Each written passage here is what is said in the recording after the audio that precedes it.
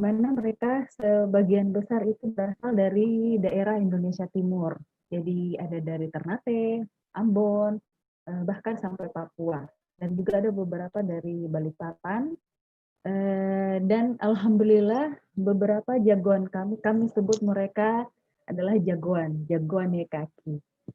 Jadi alhamdulillah beberapa dari mereka itu sudah sehat dan kembali berkumpul ke kampung halamannya, dan insya Allah mereka tetap survive, ya kita doakan sama-sama amin. Nah, oleh karena itu support dari masyarakat, dari keluarga, dan juga dari teman-teman lingkungan sekolahnya sangat dibutuhkan oleh mereka untuk tetap melakukan aktivitasnya mereka. Karena dengan semangat kita, support kita, itu merupakan obat tersendiri bagi anak-anak kita, jagoan-jagoan kaki. Nah, kita ketahui anak-anak penderita kanker, jagoan YKK ini melewati proses perawatan kemoterapi, di mana proses perawatan kemoterapi ini membuat rambut mereka mau tidak mau itu harus rontok, jadi gundul. Jadi semoga dengan kegiatan sosial edukasi kita pagi ini memberikan info, edukasi kepada masyarakat, kepada teman-teman semua, anak-anakku, siswa-siswi sekolah yang kami undang, untuk tidak pernah membuli teman-temannya yang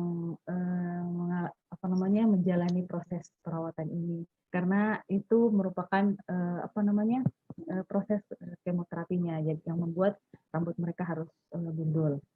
Jadi semoga dengan kegiatan pagi ini seluruh lapisan masyarakat dapat memperoleh info, edukasi bahwa pentingnya mensupport anak-anak kita, jagoan-jagoan kita penderita kanker ini untuk dapat tetap mengikuti proses perawatan, pengobatan, sehingga menuju kesembuhan. Nah, mungkin untuk persingkat waktu, marilah kita menuju ke kegiatan selanjutnya, yaitu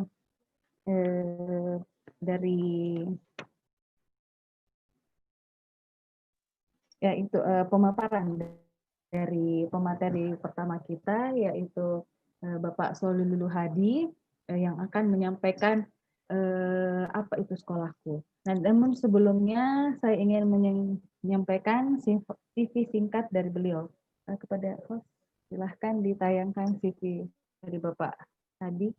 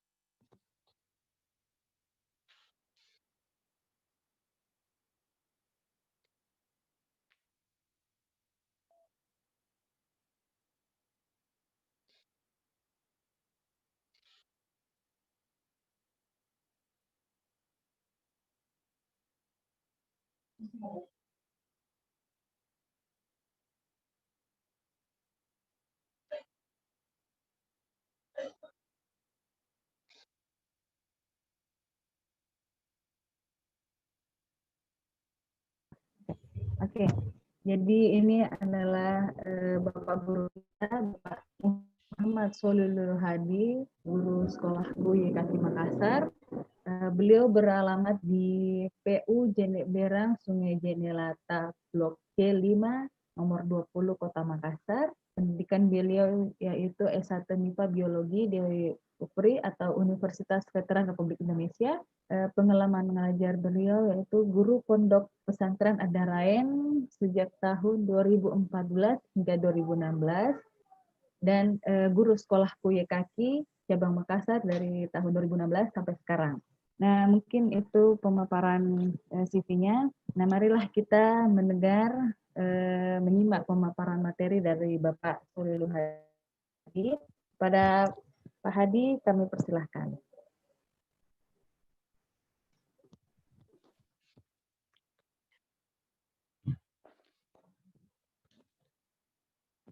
Baik, terima kasih Bu Nurul. Assalamualaikum warahmatullahi wabarakatuh dan selamat pagi.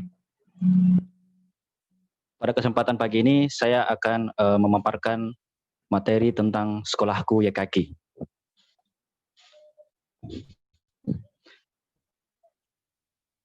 Baik, sekolahku adalah layanan pendidikan gratis bagi anak-anak penderita kanker dan penyakit kronis lainnya yang sedang dirawat di rumah sakit dan di rumah kita atau di rumah singgah anak-anak penderita kanker atau disebut juga hospital school.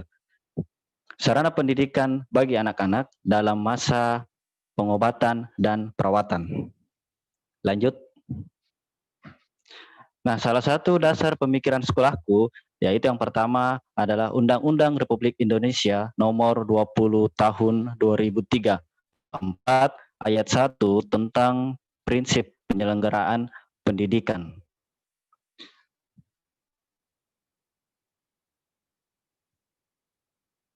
Dua, Undang-Undang Republik Indonesia Nomor 20 Tahun 2003 Pasal 5 ayat 1 tentang hak dalam pendidikan.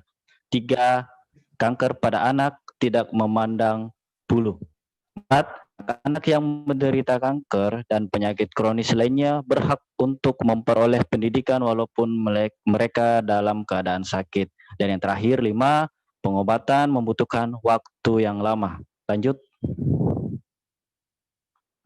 Nah, adapun visi misi sekolahku yaitu isinya adalah memfasilitasi peserta didik yang menderita kanker dan penyakit kronis lainnya untuk melaksanakan kegiatan belajar mengajar atau yang kami sebut dengan KBM dan bermain selama masa pengobatan. Sementara misinya adalah salah satunya memberikan peserta didik baik itu SD, SMP, SMA kesempatan belajar dan bermain pada masa pengobatan sehingga dapat mengikuti pelajaran dengan baik di sekolah asalnya tanpa khawatir putus sekolah. Lanjut. Nah, ini adalah struktur sekolahku. Struktur organisasi sekolahku adalah sebagai berikut. Sekolahku memiliki penanggung jawab sekolah yaitu Ibu Ira yang mewadahi langsung kepala sekolah. Nah, kepala sekolah dibantu oleh seorang admin sekolah dan 2 wakil kepala sekolah yang masing-masing wakil membawahi 4 sekolahku yang ada di YKK cabang, yaitu diantaranya adalah sekolahku Jakarta, sekolahku Bandung, sekolahku Semarang, sekolahku Surabaya, sekolahku Riau, sekolahku Yogyakarta, sekolahku Makassar, dan sekolahku Manado. Lanjut.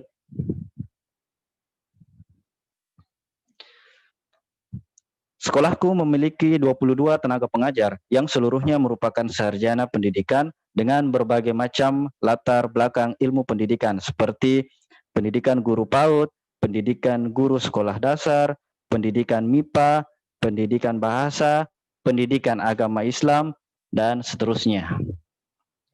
Lanjut. Sampai dengan saat ini, sekolahku memiliki sebanyak 6.270 dari seluruh sekolahku di cabang YKK.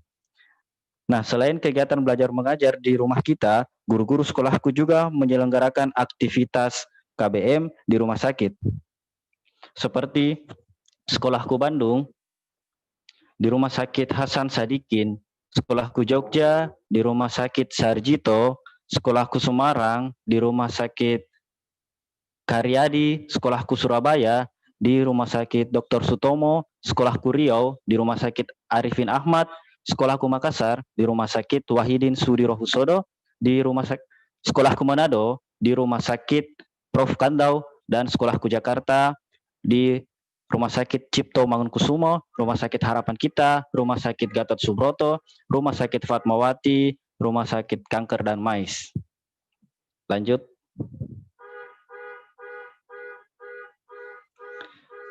Nah, siswa-siswi sekolahku terdiri dari pertama siswa prasekolah, yaitu siswa dari jenjang PAUD dan TK.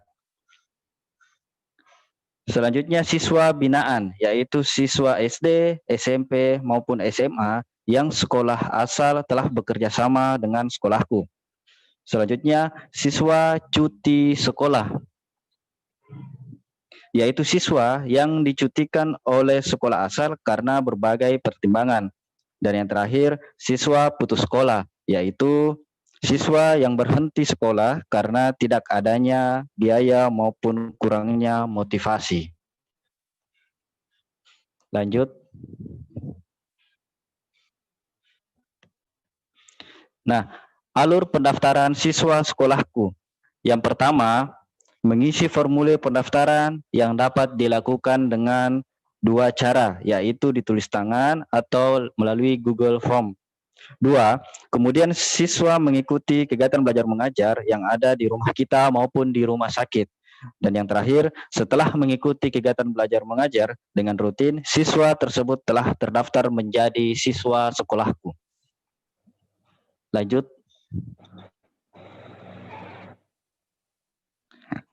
Nah, mekanisme siswa binaan. Yang pertama, siswa tersebut harus mengisi formulir.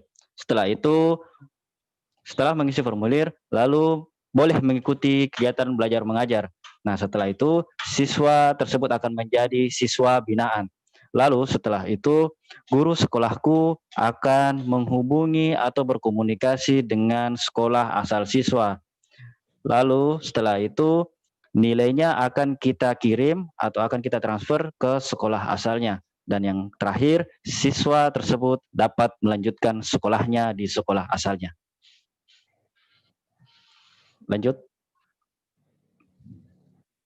Persyaratan menjadi siswa binaan sekolahku. Siswa binaan wajib membuat pernyataan yang diketahui atau disetujui oleh orang tua. Dua, guru mengisi absensi kehadiran. Absensi kehadiran digunakan sebagai bukti bahwa siswa tersebut mengikuti kegiatan belajar mengajar di sekolahku. Tiga, diangkat menjadi siswa binaan setelah mengikuti kegiatan belajar mengajar dengan masa percobaan kurang lebih 3 bulan. 3 bulan agar tetap telah ada hasil belajar yang dapat digunakan sebagai laporan kepada sekolah asal. Lanjut.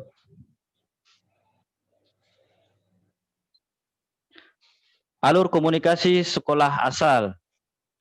Nah, yang pertama, guru sekolahku berkomunikasi dengan orang tua siswa untuk menanyakan mengenai status dari siswa sekolah asal. Selanjutnya, orang tua menyampaikan informasi mengenai sekolahku kepada wali kelas sekolah asal. Selanjutnya, guru sekolahku melanjutkan komunikasi pada wali kelas untuk dapat menjalin kerjasama dengan sekolahku agar program transfer nilai ini dapat berlangsung. Selanjutnya, wali kelas menyampaikan hasil komunikasi kepada kepala sekolah. Selanjutnya, jika sudah mendapatkan persetujuan dari kepala sekolah, maka program transfer nilai dapat berlangsung. Dan yang terakhir, komunikasi dengan pihak sekolah asal dapat dilakukan via telepon maupun guru sekolah yang berkunjung ke sekolah asal tersebut. Selanjutnya, lanjut.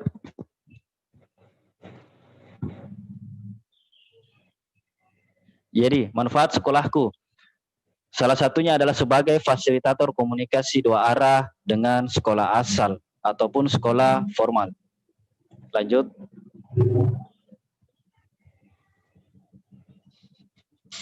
Nah, ini adalah penunjang belajar sekolahku. Yang pertama, kami memiliki laboratorium komputer dan juga kami saat ini sedang mempersiapkan untuk pengadaan mini lab, dan kami juga memiliki laboratorium musik. Terus kami juga memfasilitasi siswa-siswi kami dalam bidang multimedia, dan juga kurikulum yang kita pakai sama, kurikulum K13. Kami juga memiliki perpustakaan, terus ada taman bermain. Setelah itu kami juga memiliki Google Classroom seperti yang saya jelaskan dari awal tadi. Lanjut. Nah, ini adalah salah satu kegiatan rutin belajar sekolahku, yang dimana pada hari Senin sampai Kamis kegiatan belajar mengajar dimulainya siang hari, dan Senin sampai Kamis dimulainya pagi hari dari jam 9 sampai jam 12 dan dilanjutkan lagi pada jam 1 sampai jam 3 sore. Lanjut.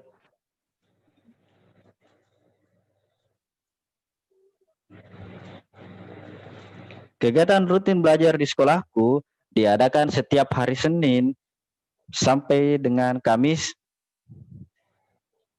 Ketika di hari Jumat, kami mengadakan kegiatan literasi dan kegiatan religi di siang dan di sore hari. Dan pada hari Sabtu digunakan oleh guru sekolahku untuk rapat evaluasi kegiatan belajar mengajar selama 1 minggu, baik kegiatan KBM di rumah kita maupun di rumah sakit. Nah, ini adalah ekstrakurikuler sekolahku. Kami biasanya mengadakan cooking class atau kelas memasak dan juga berkunjung ke museum. Nah, ini ada kelas menari, ada kelas musik. Nah, ini adalah kegiatan bercocok tanam, ada kelas desain grafis. Nah, ini adalah kegiatan multimedia. Lanjut. Nah, kami pun juga biasanya berkunjung ke sekolah asal siswa binaan. Dan ini adalah kegiatan belajar di rumah sakit. Lanjut.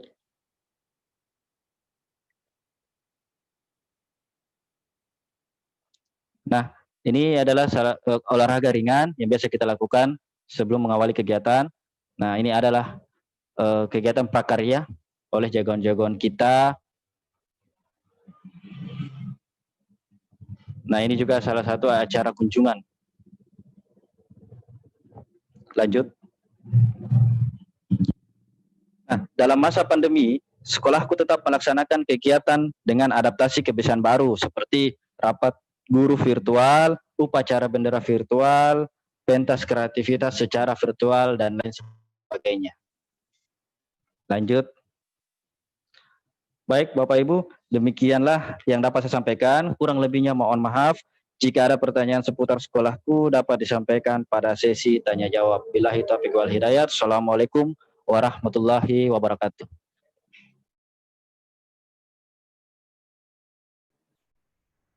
Ya, oke. Demikianlah pemaparan sekolahku dari Bapak Solihul Hadi. Terima kasih banyak atas pemaparannya. Semoga dengan adanya sekolahku ini lebih memberikan jagoan-jagoan YKK Makassar semangat untuk mengikuti semua proses pengobatan, perawatan sehingga menuju kesembuhan. Amin. Oke, selanjutnya kita menuju ke kegiatan selanjutnya, yaitu sambutan dari Ibu Lala SPD selaku Kepala Sekolah SD Islam Darul Hikmah Makassar. Kepada Ibu Lala SPD, kami persilahkan.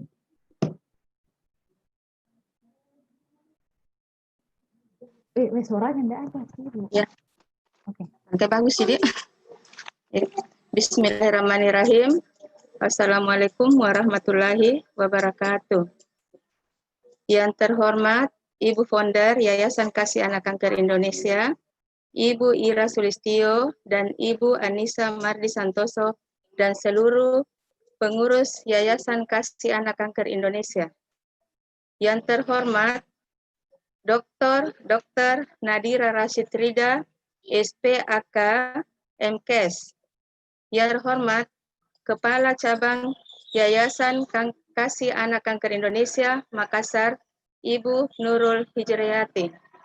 Yang terhormat guru-guru yang hadir di acara ini dan anak-anakku sekalian yang saya cintai.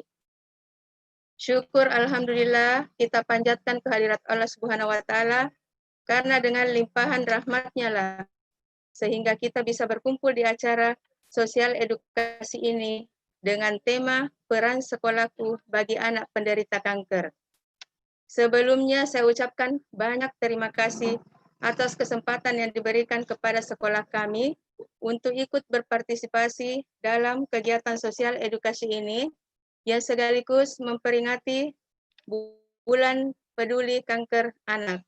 Saya selaku Kepala Sekolah SD Islam Darul Hikmah sangat merespon positif kegiatan ini Dan saya berharap kegiatan ini akan selalu dilaksanakan guna memberikan edukasi kepada anak-anak dan khususnya untuk kita semua. Semoga dengan hadirnya Yayasan Kasih Anak Kanker Indonesia, kita bisa lebih meningkatkan kepedulian kita terhadap anak-anak kanker, terhadap program Sekolahku. Karena Sekolahku sangat membantu anak-anak yang sedang menjalani pengobatan kanker, sehingga anak-anak putus sekolah dan tidak merisaukan pendidikan mereka. Demikian yang bisa saya sampaikan. Semoga Yayasan Kasih Anak Kanker Indonesia sukses selalu. Untuk anak-anakku yang lagi berjuang, tetap semangat, jangan pernah putus asa. Anak-anakku harus yakin mukjizat pasti ada. Jangan pernah merasa sendirian dalam berjuang, karena kami semua ada untuk memberikan dukungan untuk kalian. Terima kasih. Wassalamualaikum warahmatullahi wabarakatuh.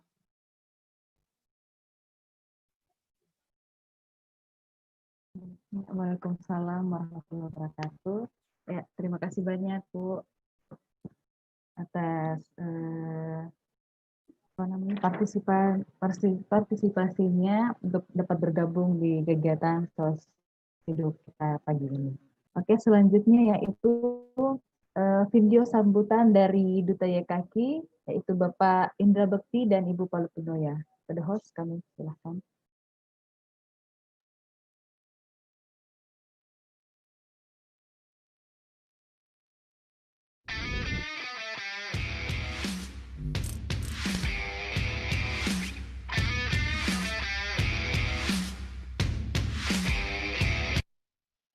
Saya mau menjadi duta YKK karena kepedulian saya kepada anak-anak kanker itu sehubungan dengan banyak saudara-saudara saya yang menderita kanker. Saya mau menjadi duta YKK karena saya melihat betapa anak-anak YKK mereka adalah anak-anak yang hebat, yang luar biasa. Pertemuan saya dengan Bu Ira, Ketua YKK, adalah tidak sengaja. Ketika ditawarkan menjadi duta, saya sangat senang sekali, dan bahwa pikiran saya, mungkin tenaga saya dibutuhkan untuk membantu anak-anak YKK. Dan aku juga ingin menyuarakan bahwa anak-anak ini begitu besar energinya, begitu luar biasa, anak-anak yang mungkin dengan kanker tapi mereka survive. Saya juga ingin mengajak banyak orang untuk bisa membantu anak-anak yang terkena kanker ini atau kanker survivor ini, bahwa dengan bantuan dari teman-teman, saudara-saudara, siapapun itu yang mungkin bisa memberikan bantuan secara mungkin dana ataupun ide, tenaga, itu bisa bergabung bersama kami di YKK dan kita bantu anak-anak yang terkena kanker, di mana mereka ini memiliki semangat yang luar biasa untuk sembuh. Jadi aku pengen mengajak banyak orang.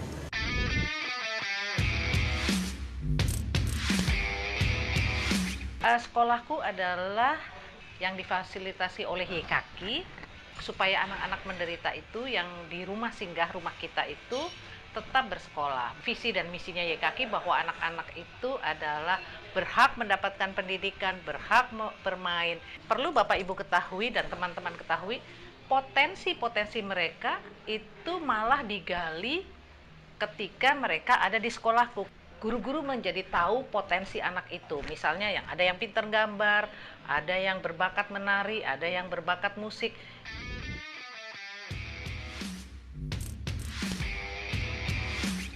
Anak-anak yang dengan kanker ini, mereka ini adalah sama seperti kita. Mereka adalah anak-anak yang mungkin kalau boleh dilihat seperti anak-anak yang memang mau belajar bersama, mau bermain bersama juga. Jadi normal seperti kita, cuman dia sedang sakit. Mereka berhak untuk mendapatkan pendidikan dan sekolah yang baik. Terima kasih. Sukses buat kalian.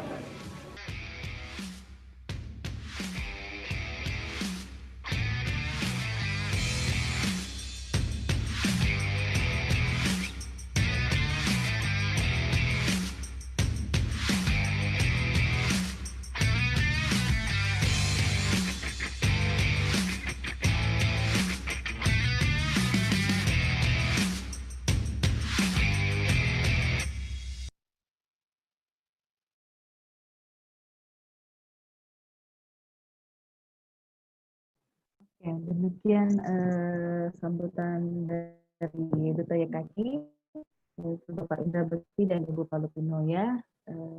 Terima kasih banyak atas selalu ada untuk YKK selalu menyempatkan untuk hadir di tengah kesibukan mereka. Mereka berdua sangat concern dan sangat peduli dengan anak-anak YKK di seluruh Indonesia.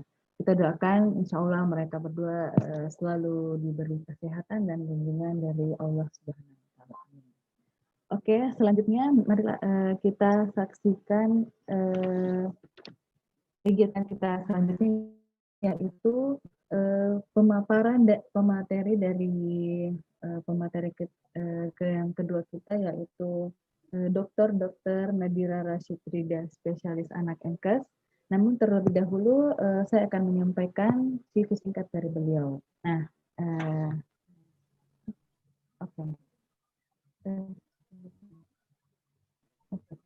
jadi beliau adalah Dr. Nadira Rashid Rida MKes, spesialis anak.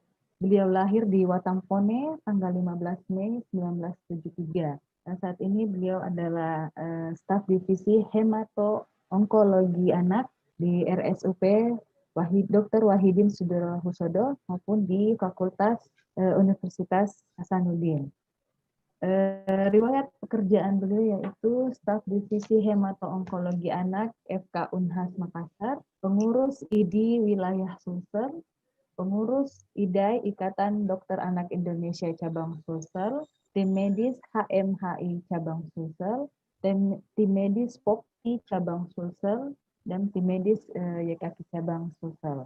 Oke. Riwayat pendidikan beliau yaitu pendidikan dokter umum di Fakultas Kedokteran Universitas Hasanuddin, pendidikan dokter spesialis anak di Fakultas Kedokteran Universitas Hasanuddin tahun 2008, pendidikan dokter S3 di FK Unhas tahun 2013, serta pendidikan konsultan hemato-onkologi di Fakultas Kedokteran Universitas Hasanuddin tahun 2015.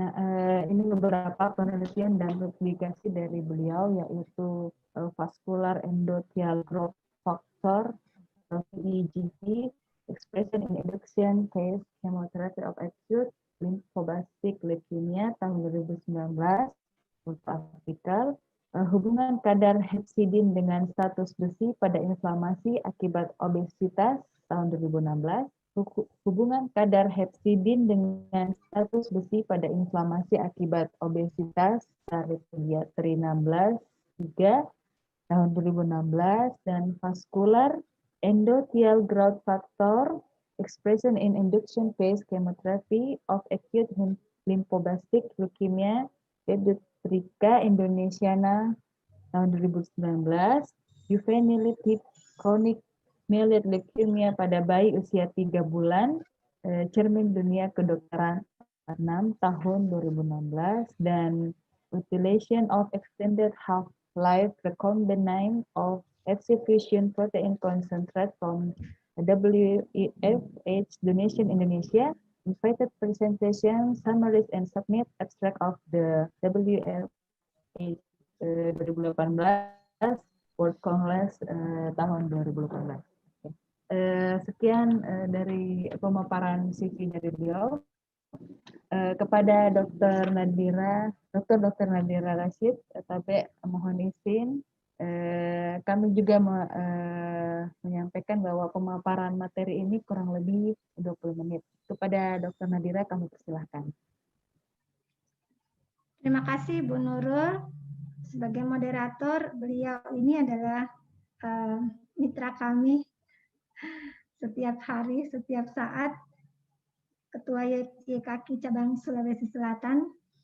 Yang saya hormati Ibu Ira Sulistyo dan Ibu Anissa sebagai Ketua Pengurus Pusat YKK, dan Bapak-Bapak Ibu-Ibu Ketua YKK Cabang. Yang saya hormati Ibu Kepala Sekolah SDIT Al-Hikmah Ibu Lala, Yang saya hormati Bapak-Bapak guru YKK, Bapak-Bapak Ibu-Ibu guru YKK, yang saya banggakan Bapak-Bapak Ibu guru dan murid serta siswa yang berkenan hadir pada pagi hari ini. Terima kasih saya diberi kesempatan untuk sharing mengenai bagaimana pengenalan dini kanker pada anak. Bu Nurul, apakah slide-nya sudah terlihat? Sudah, Dok. Ya, Dan sudah suara saya ya. bisa terdengar? Ya, jelas, Dok. Ya. Ya. Mantap. Baik. Pertanyaan yang pertama adalah, apakah kanker dapat terjadi pada anak? Kanker dapat timbul pada semua usia. Bahkan mulai sejak dia lahir sampai umur 18 tahun adalah merupakan batas tertinggi dari usia anak yang ditetapkan oleh WHO dan IDAI. Saya pernah mendapatkan kasus bayi baru lahir sudah dengan massa tumor yang cukup besar, leukemia umur 5 tahun sudah ada gejala. Jadi kanker bisa timbul pada semua umur. Namun karakteristik kanker pada anak itu berbeda dengan orang dewasa. Baik itu jenis kankernya, kemudian beratnya penyakit, kemudian angka kesembuhannya itu berbeda pada anak dibanding dengan orang dewasa. Kanker pada anak itu sekitar 3% dari seluruh penyakit kanker pada manusia dan merupakan penyakit yang dapat menyebabkan kematian yang cukup bermakna. Nah, pertanyaan selanjutnya, bagaimanakah mengetahui adanya kanker pada anak? Bayi maupun anak kecil gejalanya sulit diketahui karena mereka tidak dapat menyatakan atau merasakan atau menceritakan keluhan mereka. Siapa yang paling berperan terhadap pengenalan gejala-gejala ini? Para orang tua, para pengasuh, dan keluarga terdekat. Karena mereka harus mengenali gejala-gejala yang ada pada seorang anak dan dapat dikonsultasikan kepada dokter bila ada gejala yang dicurigai mengarah ke kanker. Orang tua wajib memeriksakan anak setiap hari. Perhatikan apakah ada bintik-bintik merah di kulitnya, apakah ada lebam-lebam atau memar-memar di kulitnya. Lihat, sentuh, dan rabah seluruh bagian tubuhnya, mulai dari ujung rambut sampai ujung kaki. Apakah ada sesuatu benjolan? Bila ditemukan benjolan yang kecil saja jangan dipandang enteng, karena benjolan yang kecil ini akan bertumbuh dan berkembang menjadi benjolan yang lebih besar. Kemudian apakah kanker anak itu merupakan penyakit turunan? Sampai saat ini belum ada bukti kuat yang menyatakan bahwa kanker anak itu merupakan penyakit yang diturunkan. Namun, kejadian kanker meningkat pada saudara kembar yang identik dan ada keluarga yang menderita kanker. Oleh karena itu, bila ada keluarga terdekat yang menderita kanker, maka keluarga lainnya harus waspada karena kemungkinan untuk mengalami hal yang sama itu ada. Berapa banyak anak yang menderita kanker? Tadi sudah dijelaskan di depan, sekitar 2-3% dari seluruh penyakit kanker. Cukup tinggi, 110-130 kasus per sejuta anak per tahun. Ini dilaporkannya. Tapi kami di Rumah Sakit Wahidin Sudirohusodo hampir setiap hari kedatangan tamu baru dari berbagai daerah di seluruh Indonesia bagian timur. Papua, Ambon, Ternate, Kupang, kita kedatangan tamu-tamu yang menderita kanker. Kanker ini memberikan angka kematian sekitar 10% dan memberikan dampak tersendiri bagi keluarga. Tentu saja keluarga yang punya anak kanker itu akan mengalami perasaan yang sedih, stres, ya. Tapi itulah yang terjadi pada mereka, dan itu harus dihadapi, dan mereka tetap harus selalu semangat untuk menjaga dan melindungi anak-anaknya meskipun itu mereka mengalami kanker. Namun hal yang sangat menarik dan menyenangkan adalah bahwa berbagai jenis tipe kanker pada anak itu bisa disembuhkan sampai besar, sampai dewasa. Mereka bahkan ada yang meninggal bukan karena kankernya, tetapi karena penyakit yang lain. Inilah yang membedakan jenis kanker pada anak dan dewasa. Angka kesembuhannya cukup tinggi dan itu memberikan harapan besar buat anak-anak yang menderita. Apa itu kanker? Kanker itu kita bisa lihat ini, kita bandingkan. Sel normal ini dia tumbuh bagus, normal, dia menempati posisinya sesuai dengan yang ditempatinya. Kemudian kalau tumor jinak itu dia juga bertumbuh, tapi bertumbuhnya tidak terlalu pesat, menempati posisi di tempatnya saja. Kemudian ini dia. Kalau sel kanker itu dia itu bertumbuh dan bertumbuh dengan sangat pesat, tidak hanya di tumor tempat asalnya, tetapi dia bisa berpindah menyebar ke tempat lain, ke organ-organ lain, bisa ke otak, bisa ke paru-paru, bisa ke ginjal, bisa ke mana-mana saja. Itulah yang membedakan kanker dengan sel jinak dan sel yang normal. Kenapa sampai seorang anak itu mengalami kanker? Sampai saat ini belum dapat ditentukan dengan pasti. Saya seringkali ditanya oleh orang tua, kenapa dok ya anak saya menderita kanker? Ya, tidak bisa ditentukan penyebabnya apa. Namun dicurigai ada beberapa faktor yang berperan yang dapat merusak DNA pengatur sel pembelah sel. DNA ini adalah unsur terkecil dari tubuh kita. Pada pasien kanker terjadi mutasi yang namanya mutasi gen. Jadi susunan gen, susunan DNA itu berubah pada kanker. Namun kanker itu tidak mudah terjadi pada seorang anak. Karena di dalam tubuh kita itu ada upaya untuk memperbaiki kerusakan gen yang terjadi.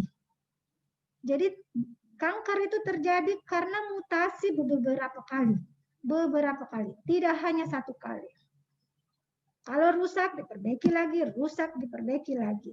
Tetapi karena kemampuan untuk memperbaikinya sudah tidak sanggup lagi, maka terjadilah kanker. Dicurigai beberapa hal bisa karena infeksi virus yang menahun dan berulang. Oleh karena itu, kita harus menjaga anak-anak kita supaya tidak terkena infeksi. Apakah itu infeksi virus, infeksi bakteri, kemudian ada kontaminasi dengan radiasi pasca bom atom di Hiroshima dan Nagasaki di Jepang, itu banyak ditemukan pasien-pasien kanker. Namun saat ini tidak ada lagi ya. Bahan-bahan kimia.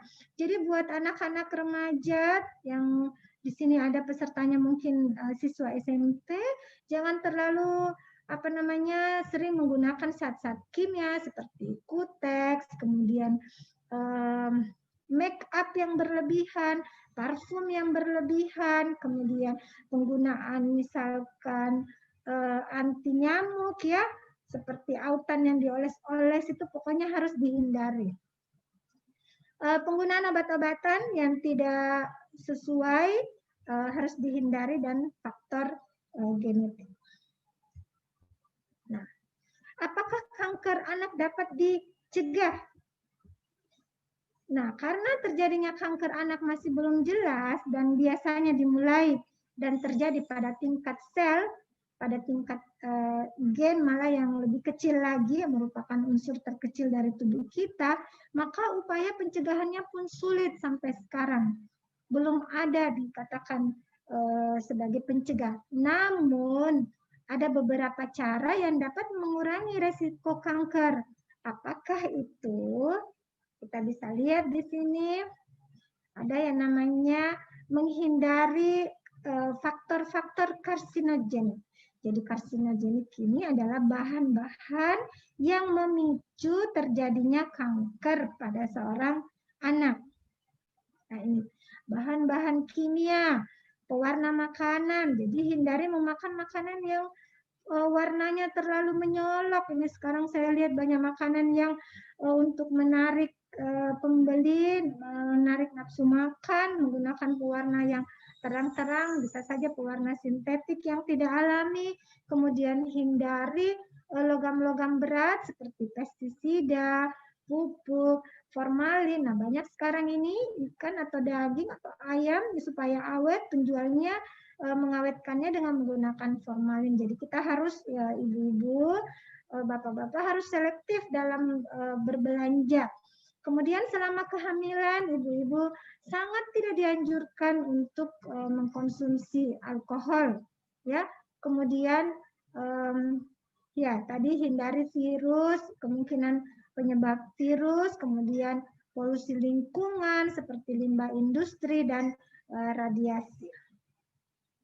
Kemudian yang kedua adalah selain menghindarkan, anak-anakku sekalian harus meningkatkan daya tahan tubuhnya, ya, supaya tubuh dapat mencegah kerusakan sel yang terjadi. Jika ada kerusakan sel, tubuh akan segera memperbaikinya dan daya tahan tubuh kita tidak kalah dengan sel kanker itu. Bagaimana caranya? Mengkonsumsi makanan sehat, banyak makan makanan yang mengandung vitamin C, E, A, beta karoten, protein terutama dari ikan-ikan. Nah, sekarang ini saya lihat anak-anak cenderung memakan makanan yang cepat saji, fast food, yang kita tidak tahu itu kandungannya apa. Saya lihat juga anak-anak sekarang itu malas makan sayur dan buah. Tidak boleh seperti itu, ya. Harus rajin makan sayur dan buah, konsumsi makanan yang tinggi vitamin C-nya, terutama makanan yang berwarna merah, berwarna kuning, ya. Kemudian karena makanan yang mengandung banyak vitamin itu mempunyai antioksidan yang cukup tinggi. Itu adalah penangkal radikal-radikal bebas, karsinogenik yang terjadi. Misalnya apa? Kubis, kembang kol, brokoli, wortel, ubi jalar, tomat, anggur, pepaya, bawang putih, dan lain-lain. Katanya ini banyak mengandung antioksidan. Nah, jenis kanker apa saja yang bisa terjadi pada anak-anak? Dapat dibagi menjadi kanker cair, seperti leukemia, ini paling banyak penderitanya, atau limfoma, kelenjar getah bening yang sudah menyebar ke sumsum tulang. Jadi sudah mirip dengan leukemia. Kemudian ada kanker padat. Semua kanker yang timbul dari berbagai organ, mulai dari otak, mata, hati, ginjal, dan sebagainya. Nah, ini adalah jenis kanker yang sering terjadi pada anak, yaitu leukemia, kanker cair. Banyak sekali penderitanya. Ini dalam sebulan kami kedatangan tamu yang menderita leukemia itu sekitar per minggu bisa 2-3 pasien baru. Jadi rata-rata kalau sebulan itu sekitar 8 lah, cukup banyak, ya. Kemudian tumor ginjal. Jadi nefroblastoma namanya, bisa di satu ginjal kena, bisa kedua ginjalnya juga kena. Ini kanker jaringan saraf, ya, neuroblastoma. Ini juga banyak nih, kanker mata, retinoblastoma. Jadi bisa kedua matanya terkena, bisa salah satu matanya yang terkena. Kemudian ada kanker kelenjar getah bening, ini namanya limfoma. Biasanya ada, sebentar kita lihat foto pasiennya. Kemudian, nah yang paling banyak ini adalah jenis leukemia. Dan inilah yang menariknya, ini adalah jenis kanker yang paling banyak dan angka kesembuhannya paling tinggi. ya, bisa sembuh total sembuh, ya. Gejala awal kanker pada anak itu bagaimana? Tadi saya sudah jelaskan di depan, periksa anak-anak kita setiap hari, raba mereka mulai dari rambut sampai ujung kaki, cari benjolan-benjolan. Benjolan pada kanker itu perkembangannya cepat, padat, dan tidak nyeri. Jangan dipandang enteng, ada kan benjolan tapi tidak nyeri. Justru itu yang berbahaya. Kalau dia nyeri, benjolan itu nyeri, berarti ada infeksi atau inflamasi. Itu bisa diobati dengan memberikan salep dan antibiotik. Tetapi kalau tidak nyeri, itu yang harus kita curigai. Nah, apalagi kalau sudah mengalami gangguan pada jaringan yang lain. Jadi tolong setiap hari kita raba itu kita punya anak. Kalau kita punya anak 4, raba semua setiap hari. Kalau sudah agak besar mungkin dia sudah malu. Kalau misalnya sudah SMP, sudah mulai haid, atau yang laki-laki sudah mulai akil balik, mereka malu untuk diraba. Edukasi mereka. Ada anak-anak di sini banyak, periksa sendiri dirinya, mulai dari atas ke bawah, pakai cermin, lihat apakah ada benjolan di tubuh saya. Ya, itu semua harus dicurigai. Sekecil apapun itu benjolan, jangan diabaikan. Nah, kita masuk ke satu penyakit leukemia, inilah yang paling banyak. Pada pasien leukemia itu dia tampak pucat. Kenapa pucat? Karena HB-nya rendah. Kita lihat bagaimana membedakan pucat dengan yang tidak pucat. Bapak Ibu atau anak-anakku sekalian bisa bandingkan dengan tangan orang lain. Oh, kenapa ya tangan saya ini lebih putih dibandingkan dengan tangan kakak saya atau ibu saya? Kenapa anak saya ini lemas-lemas? Ya, mungkin karena HB-nya turun. Dan biasanya timbulnya mendadak dan progresif. Kemudian jika anaknya sering mengalami demam, seminggu sekali ke dokter, selalu cuma dokter bilang, ini demam-demam biasa karena dia ada batuk pilek. Tapi kalau sudah berlangsung 1 bulan misalnya, atau bahkan 2 bulan, bolak-balik, ya, terus-menerus, mungkin redanya cuma 2-3 hari, demam lagi, curigai, itu mengarah ke leukemia. Apalagi ditambah dengan adanya perdarahan di kulit, ya. Jadi sudah saya jelaskan juga, coba dilihat itu kulit, lihat sebelum diraba, dilihat dulu ada tidak bintik-bintik merah di kulit, adakah lebam-lebam atau memar-memar di kulit, ya, itu harus diperhatikan. Atau misalkan sering mimisan. Nah, tapi kalau mimisan itu tidak harus ya, kadang-kadang ada anak-anak memang kalau kena panas dia suka mimisan. Tapi tetap harus dicurigai. Pastikan itu mimisannya bukan karena penyakit leukemia. Nah, kita lihat di sini ada perdarahan. Nah, perdarahan itu bisa di mana saja, bisa di mata, bisa di bibir, ya, bisa di hidung, bisa di dalam, di gusi, ya. Kecuali gigi, tidak berdarah itu gigi. Jadi jangan pernah bilang ada perdarahan gigi ya. Perdarahan gusi, langit-langit, itu semua bisa berdarah. Inilah merupakan gejala-gejala dini leukemia yang harus diwaspadai. Jika ada pucat, anaknya lemas, loyo, malas beraktivitas, disuruh belajar tidak mau, kemudian ada riwayat sering-sering demam, kemudian ada perdarahan spontan, ataupun dengan benturan ringan saja itu perdarahan yang terjadi berat. Nah, leukemia ini bisa menyebar ke luar sumsum tulang, bisa ke kelenjar getah bening yang ada banyak di leher, bisa ke limfanya, bisa ke hatinya sampai bengkak. Kita bisa lihat nih. Nah, perut bengkak dan keras. Wah, ini kalau sudah seperti ini sudah berat ini. Tapi tidak jarang pasien datang dengan kondisi seperti ini tapi tidak disadari. Ya, Nanti berat betul baru datang nih pembesaran kelenjar yang ada di sekitar leher. Pokoknya tiap hari itu dilihat. Ini kalau sudah terlihat begini itu sudah besar, ya. Harusnya kecil-kecil pada perabaan sudah harus bisa terdeteksi. Nah, ini adalah tumor ginjal. Nah, ini sebenarnya kalau sudah berat begini, sudah besar begini, ini sudah bukan dini lagi ya, tetapi biasanya baru terlihat. Makanya sebelum besar begini ya kita harus tiap hari pegang-peganglah itu perutnya anaknya.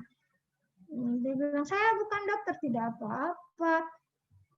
Kalau diraba-raba tidak ada sesuatu, terus kemudian selanjutnya diraba ada sesuatu, berarti ada yang mencurigakan.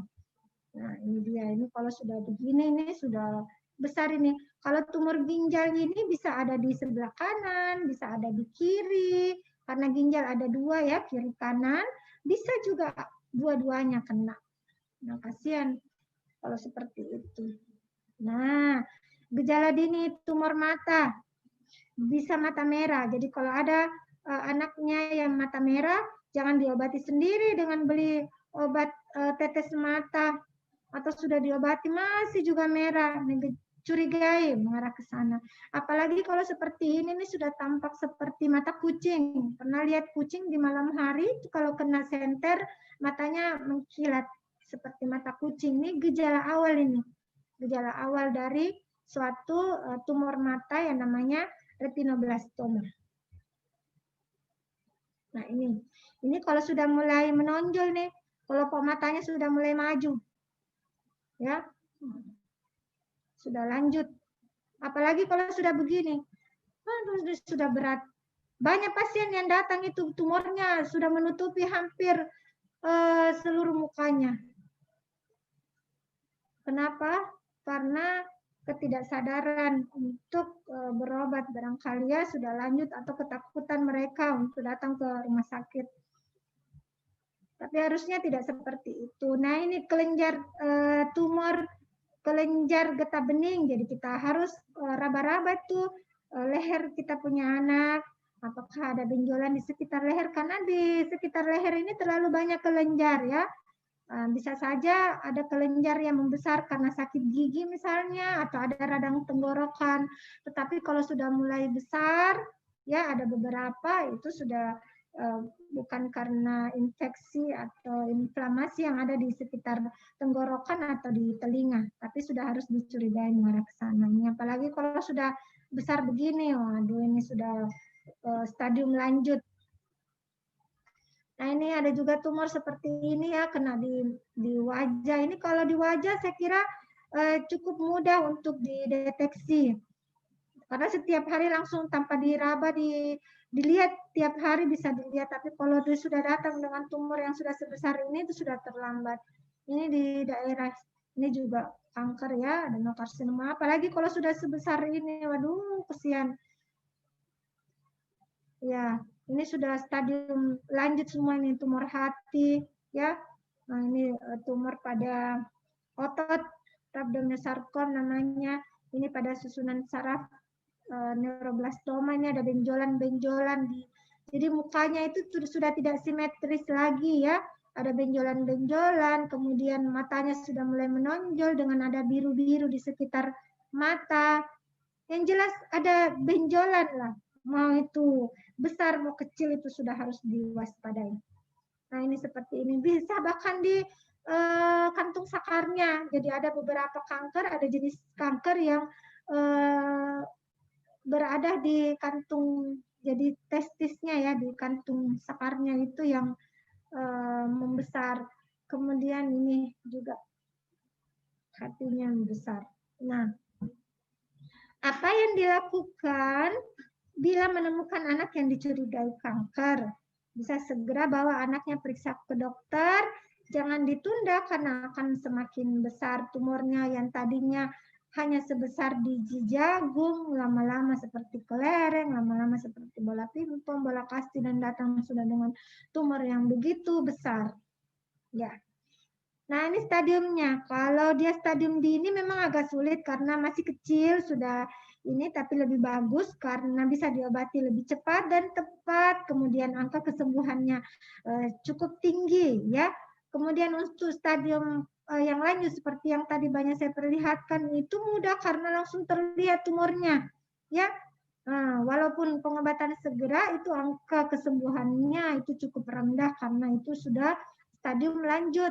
Nah, kanker itu selain tumornya di situ, dia juga bisa menyebar ke tempat lain. Jadi sudah berat, ya. Jadi makanya diusahakan bisa mengenali lebih dini kanker, ya. Nah, ini angka kesintasan atau angka harapan hidup pasien kanker itu bergantung pada stadiumnya, ya, dan jenisnya juga. Kalau leukemia tadi itu angka kesembuhannya bisa sampai 70%. Jadi 70 di antara 100 anak yang menderita leukemia itu bisa sembuh. Kalau tumor otak kami jarang melaporkan, tapi ada beberapa jenis tumor otak. Kemudian retinoblastoma atau kanker pada mata. Kalau ditemukan awal seperti tadi ada mata kucing, itu bisa sampai 100% angka kesembuhannya kalau segera diobati. Kelenjar getah bening, kanker kelenjar getah bening itu bisa sampai 40-60%. Yang neuroblastoma itu yang mukanya benjol-benjol, ada mata yang menonjol, 20-40%. Nah, ini tumor Wilms adalah tumor pada ginjal. Itu kalau ginjalnya satu saja kena dan diangkat seluruhnya, itu angka kesembuhannya bisa sampai 100%. Ini rhabdomyosarkom itu kanker pada otot 40-60%, kanker pada tulang misalnya osteosarkom itu 50-60%.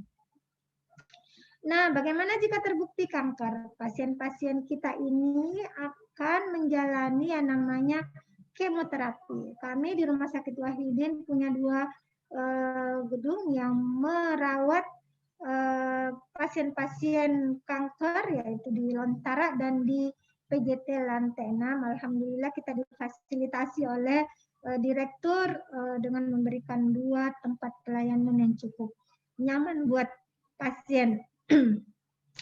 Nah, ini sekarang ini angka kesintasan cukup tinggi karena pasien ini bisa menjalani pengobatan karena semua jenis obat yang digunakan untuk penderita kanker itu tersedia dan dijamin oleh BPJS JKN, sekarang dulu Jamkesmas, ya. Kemudian anak-anak ini kepatuhan menjalani pengobatannya lebih tinggi karena setelah menjalani kemoterapi mereka bisa berada di rumah singgah yang difasilitasi oleh YKK. Kemudian selama menjalani kemoterapi di rumah sakit, mereka bisa belajar di sekolahku. Dulu sebelum ada rumah singgah dan ada sekolahku, banyak pasien-pasien kanker yang putus kemo karena mereka tidak punya tempat tinggal di Makassar, mereka harus ngontrak dengan biaya hidup yang cukup tinggi. Nah, alhamdulillah setelah ada rumah singgah banyak sekali keuntungan yang didapatkan. Terima kasih banyak buat YKK yang sudah membantu menyediakan rumah singgah dan sekolahku dengan berbagai macam fasilitas. Saya sering berkunjung ke sana, mencicipi makanannya yang enak yang dimasak sendiri oleh orang tua. Ini adalah banyak tadi disampaikan oleh Pak Guru, Pak Hadi, ini rumah singgah, ada sekolahku. Tadi dijelaskan oleh Pak Hadi bahwa anak-anak ini meskipun menjalani kemoterapi tetap harus belajar karena mereka nanti juga akhirnya punya cita-cita, punya harapan. Nah, ini dia. Saya setiap 3 bulan sekali dulu, ya, sebelum masa pandemi, kami mengumpulkan dokter-dokter muda, mereka menghibur adik-adik anak-anak kita yang menderita kanker, dan kami minta mereka untuk menuliskan apa cita-cita mereka dan harapan mereka di pohon harapan, dan mereka punya cita-cita yang tinggi. Ada yang mau jadi dokter, ada yang mau jadi tentara, polisi, perawat. Ada mereka punya harapan tidak akan kambuh lagi setelah sembuh, cepat pulang kampung, dan lain-lain. Mereka punya cita-cita dan harapan sama seperti anak-anak yang tidak menderita kanker yang mungkin ikut bergabung pada pagi hari ini. Doakan mereka sembuh dan bisa meraih cita-cita dan harapannya. Karena mereka tetap kami dorong untuk bercita-cita setinggi langit. Nah, ini selama pandemi kami menjalani protokol, demikian pula anak-anak kita ini, mereka pakai masker, mereka pakai face shield, rajin cuci tangan, ya. Ini ada video sedikit.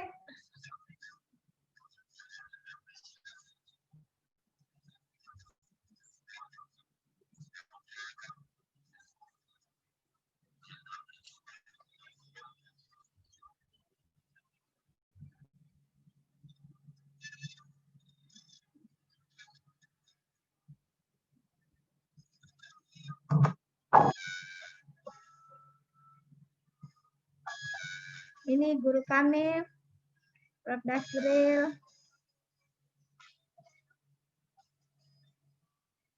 Kami berdua adalah tim hemato-onkologi, dibantu oleh dokter-dokter PPDS.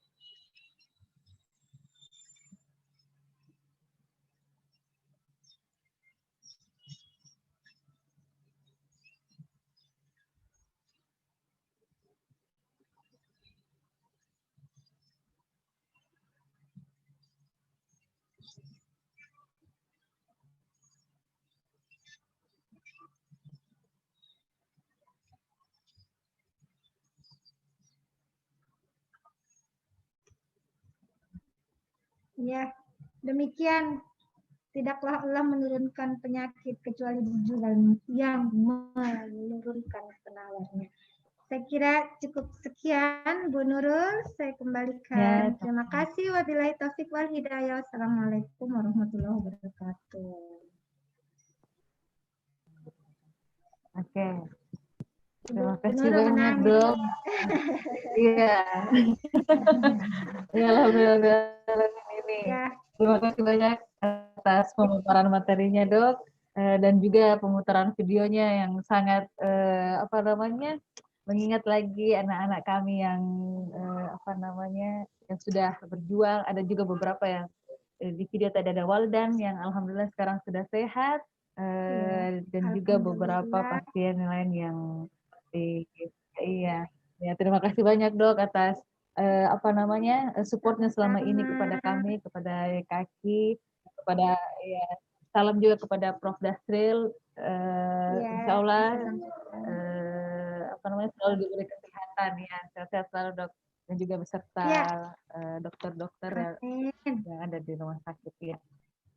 Oke, jadi mungkin ini ada pertanyaan, Dok. Jadi ada tadi satu pertanyaan dari, jadi kepada Pak peserta yang ingin bertanya silahkan bertanya di kolom komentar.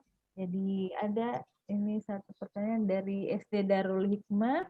Jadi dia bertanya, Dok, apakah penyakit kanker tidak menular ke temannya yang lain? Ya, jadi jenis penyakit. Terima kasih pertanyaannya, Nak. Ya, jadi penyakit itu ada dua macam. Ada yang menular dan ada yang tidak menular. Jadi kalau yang menular itu penyakit-penyakit infeksi seperti demam berdarah, tipes, cacar air, itu semua adalah penyakit yang menular. Nah, kanker ini termasuk penyakit yang tidak menular. Jadi tidak usah khawatir kalau ada temannya yang dinyatakan kanker, kemudian akhirnya bisa kembali bersekolah, jangan dihindari karena itu tidak akan menularkan, malah kita harus mendekatinya, merangkum mereka, menemani mereka, jangan mengucilkan mereka, perlakukan mereka seperti yang lain karena mereka punya hak yang sama seperti kalian yang tidak menderita kanker. Saya kira itu, Bu Nurul. Ada lagi? Ya, selanjutnya ini ada dari Astri Puji Lestari. Jadi dia bertanya, bagaimana cara pengobatan bangsa yang terjangkit penyakit getah bening? Ya, tadi itu sudah diperlihatkan ya. Jadi kanker getah bening itu kanker yang terjadi pada kelenjar-kelenjar, bisa pada anak-anak, bisa pada orang dewasa. Bagaimana cara menentukan dulu penyakit ini kanker atau bukan? Itu harus dibiopsi, diambil sedikit jaringan tumornya, kemudian diperiksakan. Setelah terbukti ini merupakan jenis kanker kelenjar getah bening berdasarkan pemeriksaan jaringannya, sebaiknya memang diangkat seluruh kankernya, seluruh getah beningnya. Kalau masih kecil, nah itulah makanya harus dideteksi lebih dini. Kalau dia masih kecil bisa diangkat seluruhnya. Tapi kalau sudah besar, tidak memungkinkan untuk diangkat seluruhnya, Itu bisa diambil sedikit jaringannya saja, kemudian diperiksa. Dan dilanjutkan dengan kemoterapi. Jadi modalitas pengobatan untuk kanker itu ada berbagai macam. Ada ya operasi itu. Jadi prinsipnya adalah mengangkat semua jenis tumor, semua kankernya. Sampai sekecil-kecil yang bisa diangkat. Itu prinsip utama yang pertama. Yang kedua adalah supaya kanker yang sudah diangkat itu yang masih tersisa tidak bertumbuh kembali itu harus dilanjutkan dengan kemoterapi. Kemoterapi itu ada yang diminum, ada yang disuntik, ya. Kemudian ada beberapa jenis kanker juga yang dilanjutkan dengan radioterapi, jadi disinar supaya betul-betul sel kankernya itu hancur, habis. Dan ini kemoterapi ini tidak 1-2 minggu, tidak 1-2 bulan. Itu memang memerlukan waktu yang cukup panjang, bisa sampai 18 bulan sampai 2 tahun. Memang diperlukan kesabaran, ketaatan ya untuk mencapai kesembuhan. Yang penting sabar. Saya kira itu Bu Nurul. Jadi mungkin kita sisakan lagi 3 pertanyaan, Dok. Ini masih banyak. Mungkin 3 saja lagi saya ambil. Ini dari Bu Yunike, sahabat peduli anak Makassar, ya, terima kasih atas partisipasinya. Jadi ini beliau bertanya, senang melihat YKK mensupport anak kanker beserta keluarganya, juga dukungan dokter dan staf dengan kegiatan yang memberi semangat. Boleh dijelaskan selain hal tersebut di atas, bagaimana pelayanan paliatif yang diberikan oleh rumah sakit? Ya, prinsip penanganan pada pasien kanker adalah selain mengobati kankernya sendiri, kita harus juga mengobati efek samping yang terjadi karena penyakitnya sendiri atau karena pengobatan. Ya, jadi kalau misalnya pasiennya tumornya besar, kankernya besar, dia pasti akan menderita sakit, nyeri, ya. Tidak banyak mereka itu menangis sejadi-jadinya karena nyeri yang hebat. Ya karena memang bertumbuh terus itu kanker. Kita akan berupaya, ada namanya pengobatan paliatif ya, sudah jelas tadi disampaikan, bahwa bagaimana meminimalkan sekecil-kecil mungkin rasa sakit yang diderita oleh pasien. Ya, salah satu yang kita lakukan selama ini adalah memberikan obat anti nyeri. Kalau dengan anti nyeri yang biasa tidak tertangani, kita berikan anti nyeri yang lebih tinggi lagi.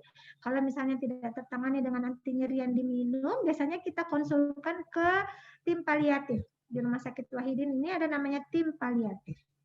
Selain nyeri, ada yang namanya efek samping kemo, itu ada mual, muntah ya.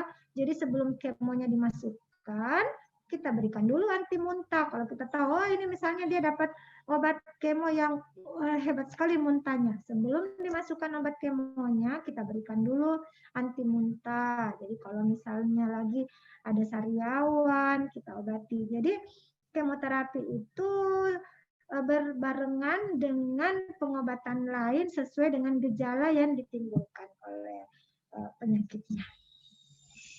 Saya kira itu Bu Nurul. Oke Dok, selanjutnya ini dari Inaya, pasien kita ya, alhamdulillah yang sudah. Inaya sudah besar, sudah kelas berapa itu? Iya, sudah gadis sekarang. Iya. Alhamdulillah. Ya, jadi pertanyaannya Dok, dokter bagaimana kalau sementara masa pandemi dan sudah jadwal untuk BMP kontrol? Nah, ada beberapa alternatif ya. Kalau untuk BMP kontrol itu kan macam-macam.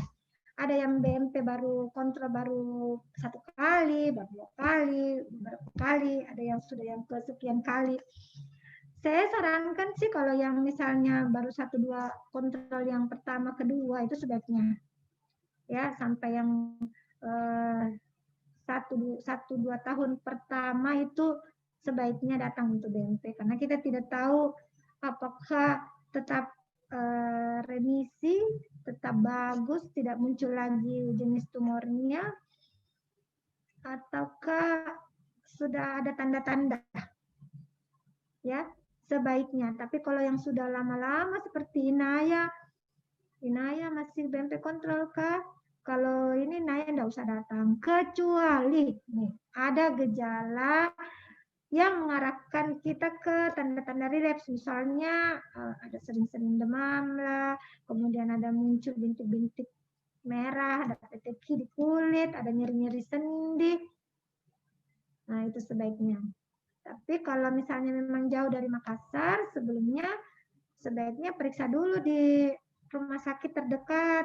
Pastikan tidak ada apa-apa dari hasil laboratoriumnya. Saya kira itu, Bu Nurul. Mungkin ini pertanyaan terakhir, Dok. Jadi ini tidak tahu siapa namanya, tidak terjadi. Saya mau tanya, adakah terapi kan kemo banyak sekali efek sampingnya? Kalau terapi herbal ada tidak? Kalau ada, bagaimana mekanismenya? Kan kalau kemo selnya yang dibunuh, kalau herbal bagaimana, Dok? Terima kasih. Ya, terima kasih pertanyaannya. Ini banyak ditanyakan. Dan masih banyak sebenarnya yang memilih terapi alternatif ini seperti herbal.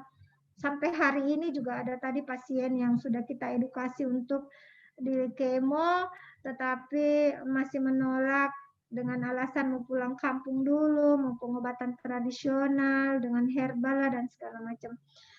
Sampai hari ini protokol pengobatan di dunia, bukan cuma di Indonesia, apalagi di Sulsel. Jadi kami menggunakan protokol nasional berdasarkan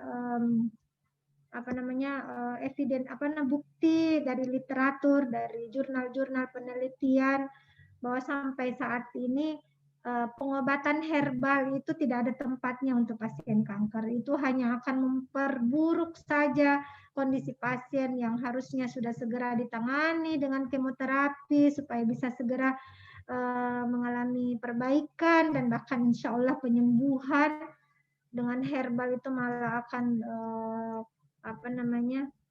menghambat ya. Jadi sementara ini tidak ada tempatnya. Ada beberapa pasien yang selain kemo dia juga pendampingan dengan misalnya herbal gitu, tetapi itu kan hanya akan menambah biaya saja ya, karena pengobatannya tetap dengan kemoterapi. Tidak ada yang lain. Jadi tolong Bapak-bapak, Ibu guru, orang tua, anak-anak yang mengikuti kegiatan ini, misalkan ada keluarga dekat yang sudah divonis kanker, tolong bantu mereka berikan pengertian bahwa obat kemoterapi adalah obat pengobatan yang utama. Karena kadang-kadang ada beberapa pasien yang menolak kemo bukan karena orang tuanya yang menolak, tetapi karena keluarganya yang lain yang pengetahuannya setengah-setengah. Bahkan ada dari kalangan medis juga yang bilang, enggak usah di kemo, itu kemo hanya mematikan. Tidak seperti itu ya, Ibu Nurul mungkin dan Bu Mariam dan Pak Hadi sudah banyak pengalaman, dan ibu-ibu, bapak-bapak, ketua cabang YKAKI sudah banyak pengalaman bahwa mereka itu bisa sembuh, meninggal bukan karena kankernya, tetapi karena penyebab lain. Jadi insya Allah selama kita masih optimis, mari kita terus berjuang, bersemangat, mengedukasi pasien untuk terus berobat. Saya kira itu, Bu Nurul. Ya, Dok, ya, terima kasih banyak atas jawabannya. Semoga tersampaikan jawaban yang diberikan oleh Dr. Nadira. Oke, ini ada satu untuk pertanyaan buat sekolahku untuk Pak Lulu. Jadi bagaimana tanggapan orang tua dengan adanya sekolahku di YKAKI Makassar? Oke, baik, Bu Nurul. Pertanyaan sangat bagus. Jadi tentunya pasti dengan hadirnya program sekolahku ini tentu membantu anak-anak kita, adik-adik kita yang saat ini menjalani perawatan dan pengobatan. Nah, pengalaman kami, orang tua sangat merespon positif dengan hadirnya program sekolahku. Karena anak-anak yang menjalani perawatan dan pengobatan, apalagi yang berada di rumah kita, itu bisa menjalani kegiatan belajar mengajar. Karena dengan kegiatan itu bisa mengembangkan bakat dan potensi mereka. Apalagi ketika misalnya mereka memasuki ujian, itu kami menyiapkan juga, kami memfasilitasi soal-soalnya, lalu hasil ujiannya itu kami bisa transfer ke sekolah asalnya. Seperti itu mungkin, Bu Nurul. Ya, mungkin semoga tersampaikan jawabannya. Ya, terima kasih banyak.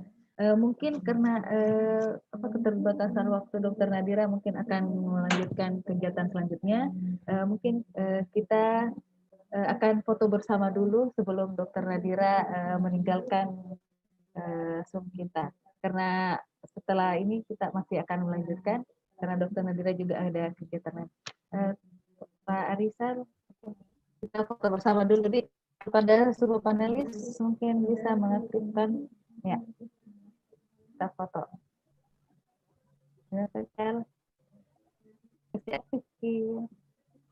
Tunggu saya siapkan dulu nih. Oke.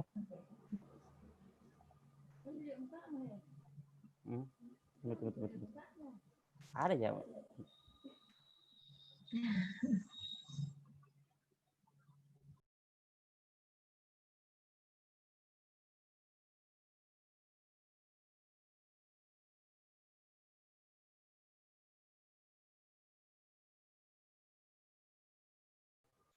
YKK belum buka video.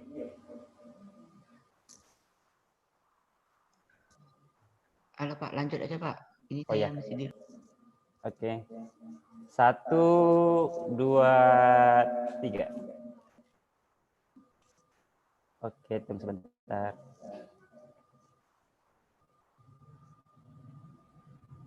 Oke. Sekali lagi, Bu, sekali lagi. Oh, ya. Oke, 1, 2, 3. Oke. Ya. Terima kasih banyak kesempatannya Dokter Nadira. Ya, Sampaikan salam kepada Prof. Dasril, sehat-sehat Ya. semua, ya, kepada semua Baik, dokter saya. perawat di rumah sakit. Ya. Makasih Ya, banyak terus, Bu Dok, Nurul ya. dan tim dari YKK, Ya, Bu ya. Lala juga. Saya pamit ya. Assalamualaikum warahmatullahi Ya, terima kasih wabarakatuh. ya. Waalaikumsalam warahmatullahi wabarakatuh. Oke, demikian pemaparan dari kedua narasumber kita, yaitu Bapak Sholil Hadi mengenai sekolahku dan juga Dokter Nadira dengan materi deteksi dini kanker pada anak. Jadi mungkin kita lanjut ke kegiatan selanjutnya, yaitu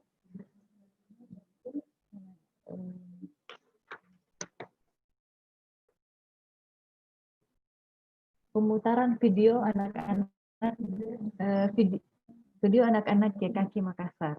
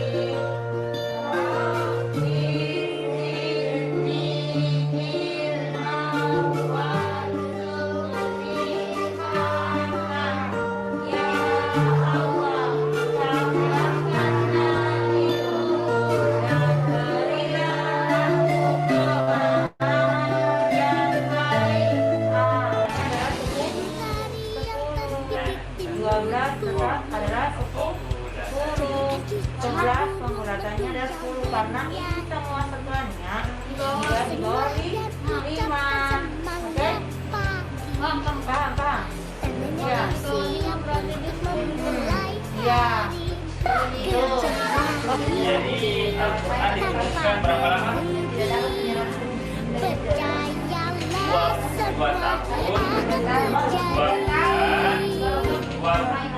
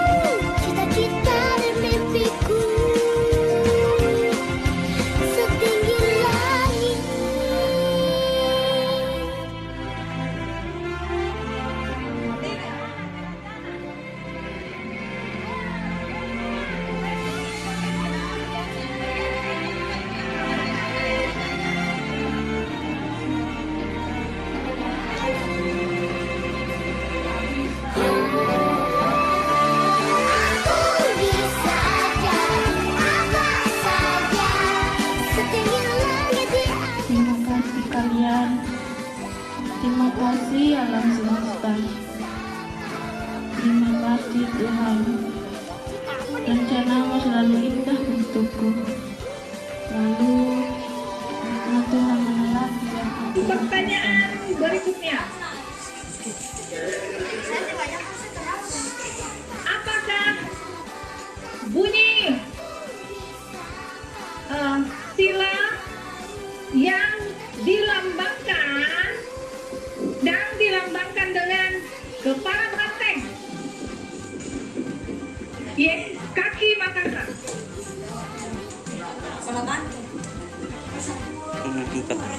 Kerakyatan yang dipimpin oleh hikmat kebijaksanaan dalam permusyawaratan perwakilan.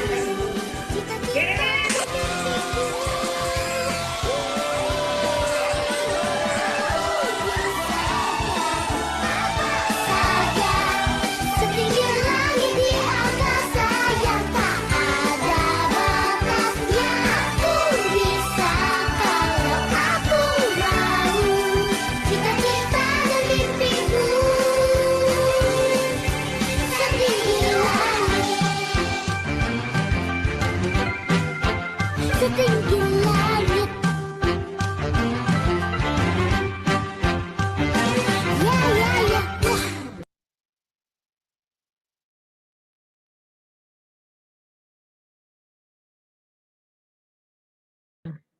Beri aplaus.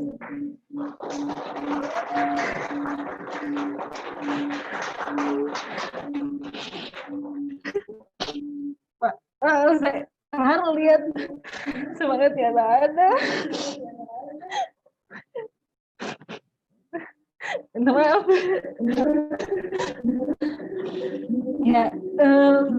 Ya itulah kegiatan anak-anak kita, jaga-jaga kita di kaki. Semoga mereka selalu sehat semua. Menyapa kesembuhannya, amin. Ya, jadi support semangat kita sangat dibutuhkan untuk mereka. Jadi ya saya menangis terharu ini melihat semangatnya mereka. Oke. Untuk selanjutnya kita akan mendengarkan testimoni dari jagoan kita dan juga pendamping pendamping jagoan kita, yaitu Ibu Mariam selaku kakak dari jagoan kita, yaitu Ananda Wahyu, dan juga sebentar juga akan ada testimoni dari Ananda Aulia. Dia adalah pejuang kanker leukemia. Jadi mungkin Ibu Mariam ini selain kakak dari Ananda Wahyu, dia juga kena keterpanggilan dia memang ingin berbakti kepada anak-anak, ingin mengabdikan dirinya. Jadi sekarang dia juga selain berkegiatan luar, dia juga selaku koordinator rumah singgah di Yayasan Kasih Anak Kanker Indonesia cabang Makassar. Oleh karena itu, kepada Ibu Mariam saya persilahkan waktu dan tempat.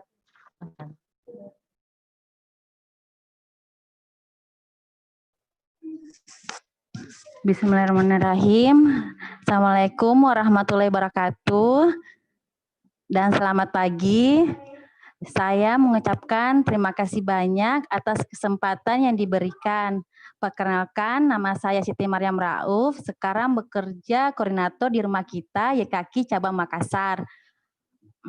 Awal mulanya, saya adalah keluarga pasien di mana adik saya bernama Muhammad Wahidin Rauf divonis kanker leukemia dan tumor getah bening. Seiring berjalannya waktu, saya menemani adik berjuang hampir 5 tahun bolak-balik di Rumah Sakit Wahidin. Selama proses pengobatan di rumah sakit, disitulah saya mengenal YKK, Yayasan Kasih Anak Kanker Indonesia. Dan mempunyai 2 program, yaitu 1 program rumah kita sebagai tempat tinggal sementara bagi pasien anak penderita kanker atau tumor dan pendamping dari keluarga prasejahtera selama proses pengobatan. Dan yang kedua adalah program sekolahku, memberikan hak belajar pada anak penderita kanker dan tumor atau penyakit kronis lain yang sedang dalam perawatan pengobatan sehingga mereka tidak mengalami putus sekolah. Karena pasien kemoterapi pengobatannya tidak sebentar, cukup lama. Dan ternyata adik Wahyu sangat antusias mengikuti proses belajar di sekolahku yang kebetulan sekolahnya ada di ruangan Rumah Sakit Wahidin, Lontara 4, anak, atas, belakang, samping objin. Kegiatan pagi di rumah sakit tuh kebiasaannya adik Wahyu sarapan, mandi, dan suasananya di rumah sakit itu suster dan dokter visit pasien. Adik Wahyu selalu antusias menunggu gurunya datang. Karena gurunya selalu mengajak pasien yang stabil kondisinya untuk belajar di ruangan sekolah. Dan yang tidak stabil, guru mengajar di bangsal atau tempat tidurnya. Saya biasa menemani ke ruangan sekolah, adik Wahyu sambil membawa infusnya, dan teman-temannya yang biasa disebut kami jagoan-jagoan hebat. Sangat semangat dan senang sekali. Biasa guru sudah selesai mengajar mau kembali ke yayasan. Adik Wahyu belum mau balik ke bangsal. Karena ruangan sekolah sangat nyaman, banyak buku, mewarnai, dan mainan. Terima kasih ya Kaki, karena adanya program sekolahku, jagoan-jagoan bisa belajar dan mengikuti kurikulum sekolah asalnya. Dan dari arahan guru-guru yang sudah komunikasi sekolah asalnya, adik Wahyu sempat mengikuti ujian kelulusan sekolah dasar. Saya mengantar untuk ikut ujian di sekolah asalnya, yaitu SD Impres Samuel Jawa 3 Makassar. Adik Wahyu sangat percaya diri. Ikut ujian, padahal kebanyakan waktunya di rumah sakit. Dan alhamdulillah lulus dengan nilai yang bagus, dia senang sekali. Harapan saya sangat sederhana. Insya Allah sehat selalu pengurus YKAKI, staf YKAKI, karena selama berada di keluarga YKAKI, kami selalu berusaha memberikan terbaik buat jagoan dan orang tua pasien. Untuk jagoan-jagoan hebat, lekas sembuh, semangat, semangat, dan semangat terus dengan izin Allah. Terima kasih. Assalamualaikum warahmatullahi wabarakatuh. Waalaikumsalam warahmatullahi wabarakatuh. Ya, testimoni yang begitu menyentuh, karena kita selalu, mengapa kami sangat terharu, karena tiap hari kita selalu bertemu dengan jagoan-jagoan beserta orang tua. Jadi rasa itu tidak bisa kami bendung. Jadi ya semangatnya yang kami butuhkan, support dari masyarakat semua. Jadi terima kasih banyak kepada Ibu Maryam atas testimoninya. Selanjutnya kepada Ananda Aulia. Ya, Aulia ini berasal dari Ambon. Jadi dia menderita kanker darah atau leukemia. Pada Ananda, silahkan Nak. Waktu dan partisipasi.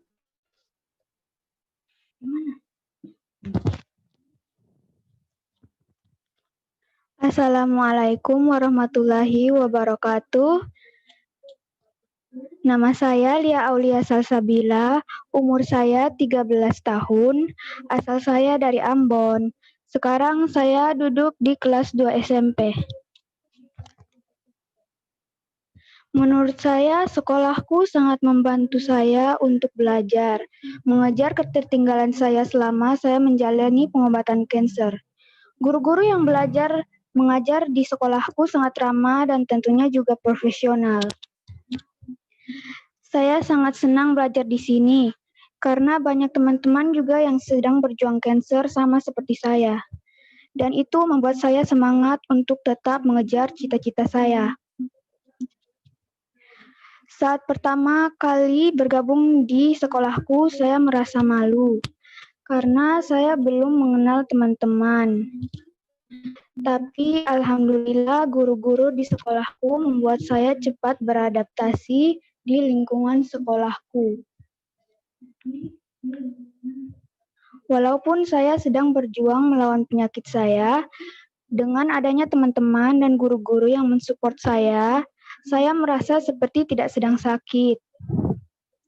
Guru-guru juga selalu memberi motivasi kepada saya.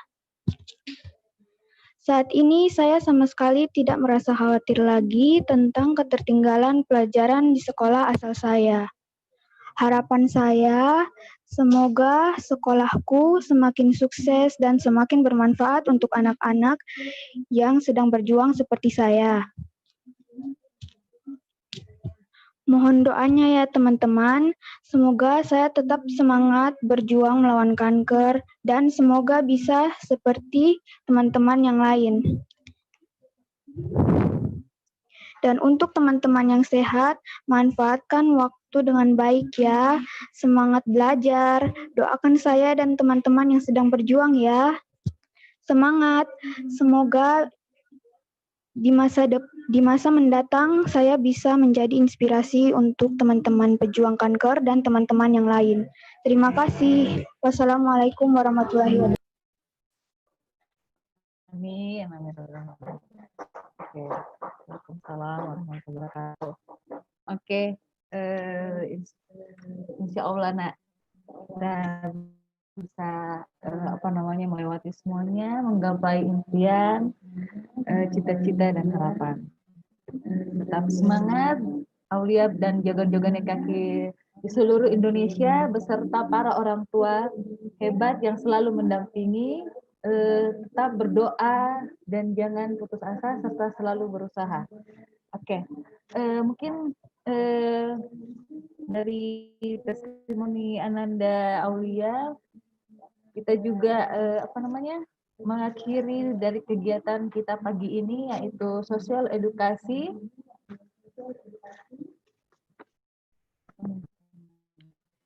yang bertema peran sekolahku bagi anak penderita kanker dalam rangka Childhood Cancer Awareness Month yang dilaksanakan tiap bulan September. Semoga dengan adanya sosial edukasi ini semakin banyak masyarakat yang peduli dan juga memberikan semangatnya untuk anak-anak yang berjuang melawan kanker. Dan juga saya ingin menyampaikan kepada seluruh masyarakat yang partisipan yang hadir, karena kali ini kita live di YouTube, mungkin akan diputar selanjutnya. Jadi bagi teman-teman semua yang akan berkunjung atau berdonasi di YKI, silahkan datang di Yayasan Kasih Anak Kanker Indonesia Cabang Makassar, Jalan Perintis Kemerdekaan 6 nomor 39. Nah, karena masa pandemi ini kita tidak mohon maaf hanya bertemu dengan pengurus, tidak berbaur dengan anak-anak.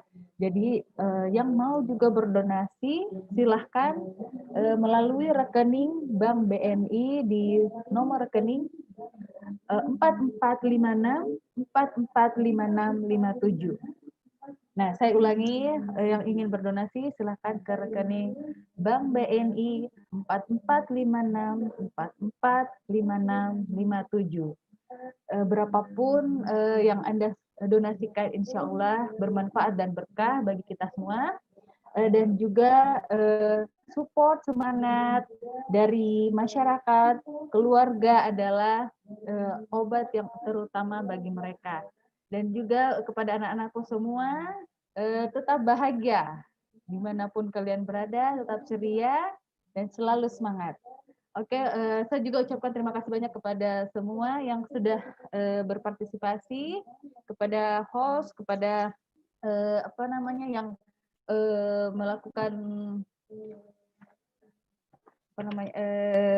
yang membantu saya untuk hadir melaksanakan kegiatan SOS-Edu ini, kepada Pak Abdi, Pak Satria, Pak Arisal, para guru-guru, kepala sekolah sekolahku, dan semua panelis SD-SD yang kami undang, sekolah-sekolah yang kami undang, yaitu SD Darul Hikmah, SD Impres Hartaku Indah, dan SMP Negeri 23 Makassar. Terima kasih banyak. Semoga kita selalu diberi kesehatan dan dilindungi oleh Allah Subhanahu wa taala. Dan juga saya selalu ucapkan terima kasih banyak kepada founder YKAKI, Ibu Ira Sulistyo dan Ibu Anissa Mardi Santosa beserta seluruh pengurus atas supportnya yang selalu memberikan masukan, saran untuk kami YKAKI Makassar. Insya Allah kita semua selalu dirahmati oleh Allah Subhanahu wa taala. Amin amin rabbal alamin. Jadi izinkan saya Nurul Hijriati selaku Ketua YKAKI Makassar dan beserta tim undur diri, dan insya Allah semoga kita bisa bertemu di lain waktu. Billahi taufiq wal hidayah. Wassalamualaikum warahmatullahi wabarakatuh. Ya.